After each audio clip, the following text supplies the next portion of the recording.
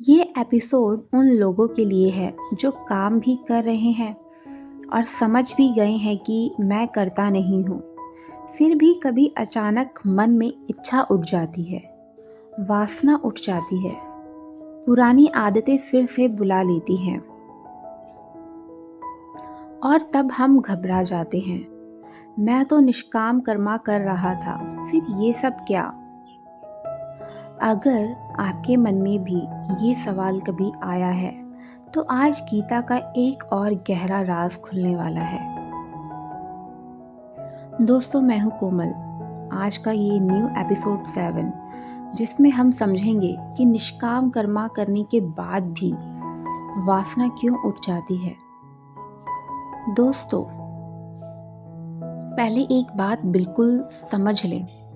निष्काम कर्मा का मतलब ये नहीं होता कि वासना तुरंत खत्म हो जाती है। ये बहुत बड़ा भ्रम है जो हम सबको परेशान करता है। मैं भी अपने जीवन में यही अनुभव किया है। काम चल रहा था, भाव बदल चुका था मेरा, पर कभी कभी मन फिर भी हिल जाता था और तब लगता था मैं कहीं गलत तो नहीं चल रही। दोस्तों, कभी कभी हम जब कहीं अच्छे रास्ते पे चलते हैं, हम सोचते हैं कि मैं तो इस अच्छे रास्ते पे चल रही हूँ, पर कभी कभी हमारे मन में कुछ ऐसी बातें या फिर कुछ ऐसी आदतें आती हैं जिसकी तरफ हम फिर से आकर्षित होने लगते हैं, उसको फिर से करना चाहते हैं, तो हम घबरा जाते हैं कि ऐसा क्यों हो रहा है। दोस्तों, जैसे किसी ने आज कहा कि मैं आज से ड्रिंक नहीं करूँगा, फॉर एग्जाम्पल, ठीक है। उसने 10 दिन तक उस बात को फॉलो किया अच्छे से, लेकिन 11वें दिन उसका मन फिर से करने लगा कि नहीं, मुझे तो करना है, ये चीज़ मुझे करनी है। तो ये जब फिर से मन में जो ये फिर से भाव आए तो हम घबरा जाते हैं कि हम फिर से कहीं गलत रास्ते पे तो नहीं जा रहे हैं। तो हम इसी को समझने वाले हैं। दोस्तों, भगवत गीता कहती है वासना का जन्म काम से नहीं होता, वासना का जन्म संस्कार से होता है। हम जो भी जीते आए हैं, जो जो महसूस किया, जो जो चाहा है, जो जो हमने अपने अंदर दबाया है, सब मन के गहरे तलों में जमा है, सबसे नीचे बैठा हुआ है। निष्काम कर्मा नए संस्कार बनाना बंद करता है, लेकिन पुराने संस्कार अपने फल देने तो आएंगे ही। दोस्तों, बहुत ही गहरी बात है, समझिए।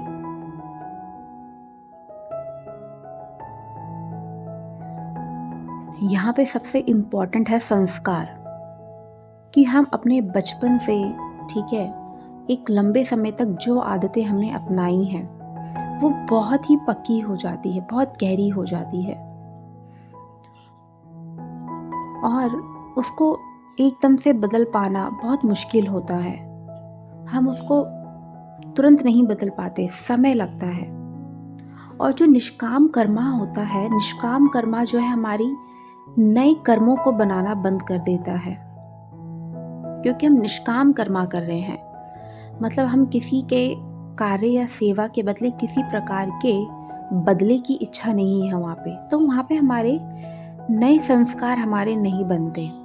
लेकिन जो हम पहले संस्कार बना चुके हैं, जो एकदम सबसे गहराई में नीचे तलों में बैठे हुए हैं, तो वो तो फल देने आएंगे ही, वो परिणाम देने आएंगे ही, हम उसे नहीं रोक सकते। जैसे आग बुझा दी हो पर राख अभी गर्म है, वैसे ही बिल्कुल जो पुराने संस्कार हैं, बेशक उसे हमने अपने आदतों से बदलने की कोशिश की, लेकिन फिर भी वो अपने फल देने ज़रूर आती है। दोस्तों सोचिए, आपने फैन बंद कर दिया, पर पंखा देर तक घूमता रहता है। क्या इसका मतलब फैन बंद ही नहीं हुआ? नहीं, बस इतना मतलब है कि जो गति पहले से थी, वो धीरे-धीरे शांत हो रही है। दोस्तों, बहुत ही सरल उदाहरण है।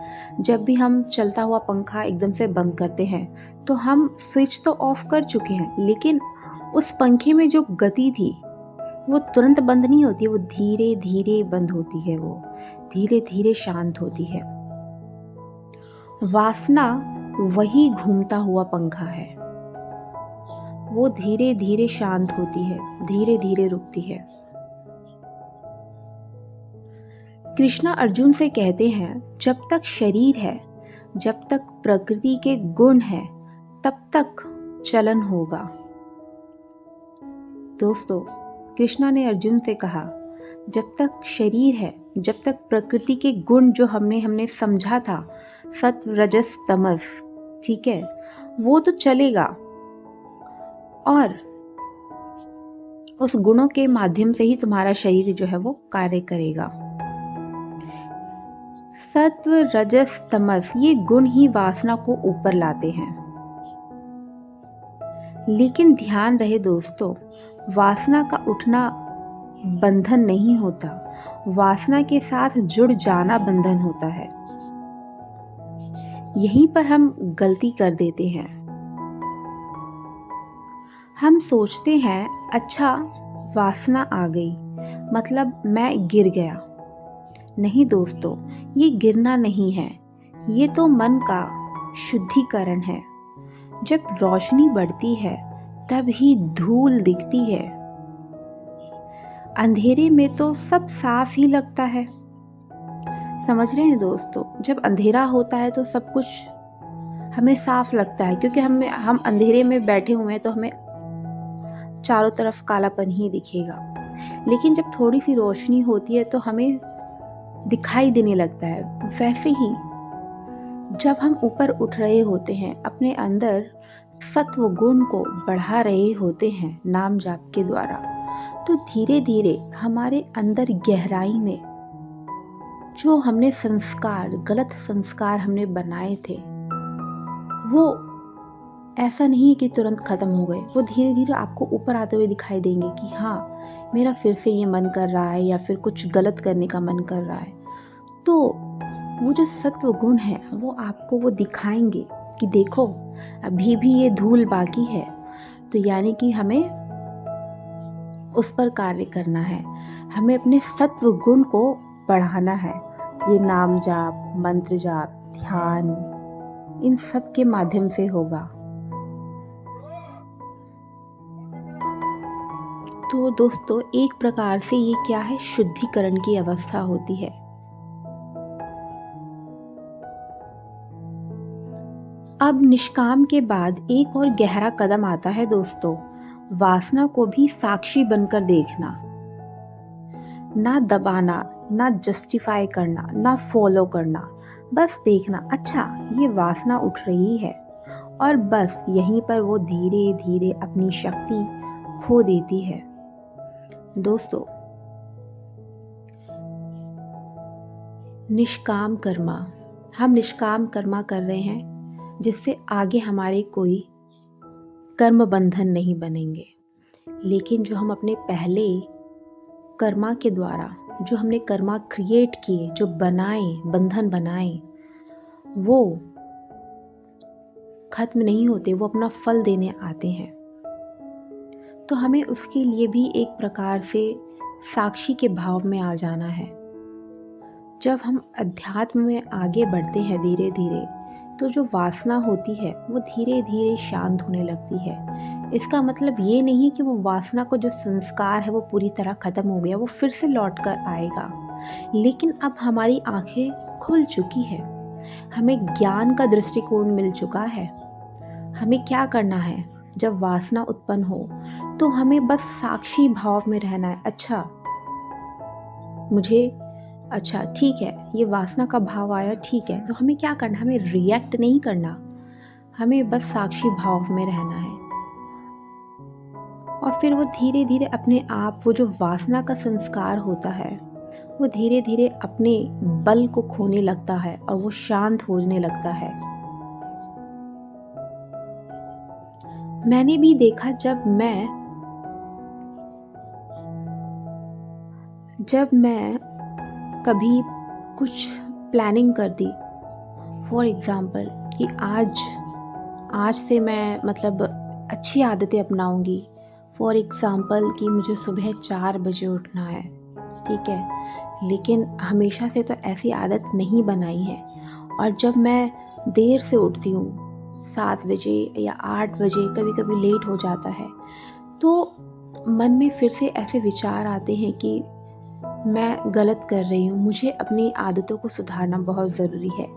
लेकिन अब क्या है, अब जब भी ऐसा कभी हमारी बुरी आदतें या ऐसी आदतें जो हमारे लिए अच्छी नहीं है, वो फिर से अगर लौट कर आती है, तो हमें साक्षी भाव में रहना है। ठीक है, मैं नहीं उठ पाई, कोई बात नहीं, मैं अगले दिन से मैं अपने समय पर मैं उठूँगी। तो हमें गिल्ट में नहीं जाना है दोस्तों, क्योंकि जो संस्कार जो इतने पक्के बन चुके हैं, वो तुरंत से नहीं हटेंगे। उस पर हमें धीरे-धीरे काम करना है। दोस्तों, इसका मतलब क्या है? जब हम अपने अंदर अपने भावों को परिवर्तित करते हैं, तो यानी कि हम शुद्ध होने के प्रोसेस में हैं, और ये बहुत ही अच्छा एक लक्षण है कि हम अपने बुरी आदतों को हम देख पा रहे हैं। क्योंकि आज के इस कलयुग में तो कोई भी मतलब अपने अंदर जो बुरी आदतें हैं, जो भी है, उसको वो खुद ही नहीं देख पाते हैं। उनको लगता है कि मैं तो परफेक्ट हूँ, मुझे तो सब कुछ आता है। लेकिन जब हम धीरे-धीरे इस मार्ग पर आते हैं, तो हमें हमारी जो बुरी आदतें हैं, हमें वो दिखने लगती है, समझ में आने लगती है, हम सतर्क होते हैं कि हमें ऐसा नहीं करना चाहिए। तो ये शुद्धिकरण की अवस्था होती है, यानी कि हम सही रास्ते पर हैं। निष्काम कर्मा से वासना रुकती नहीं, वासना का बंधन रुकता है,